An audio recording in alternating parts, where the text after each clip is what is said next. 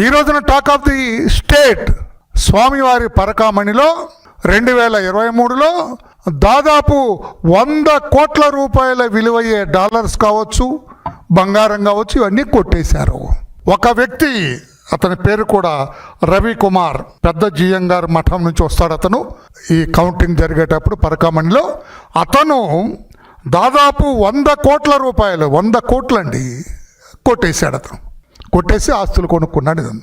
దీని మీద తర్జన భర్జనలు పడిన తర్వాత, ఇది బయటకు వచ్చిన తర్వాత ఆనాటి EO Dharma Reddy, chairperson mister YV Subba Reddy వీళ్ళు మాట్లాడుకొని పోలీస్ కంప్లైంట్ చేశారు.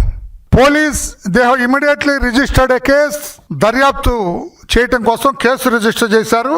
381 IPC, Indian penal code 381 IPC కింద దొంగతనం చేసినట్లుగా ఏవిఎస్వి హోదాలో ఒక వ్యక్తి కంప్లైంట్ ఇచ్చారు. దాన్ని రిజిస్టర్ చేసి పోలీసులు దర్యాప్తు చేశారు. అది దర్యాప్తు చేసిన వ్యక్తి ఇన్స్పెక్టర్ జగన్మోహన్ అని తెలిసింది. ఇన్స్పెక్టర్ జగన్మోహన్ దర్యాప్తు చేశారు.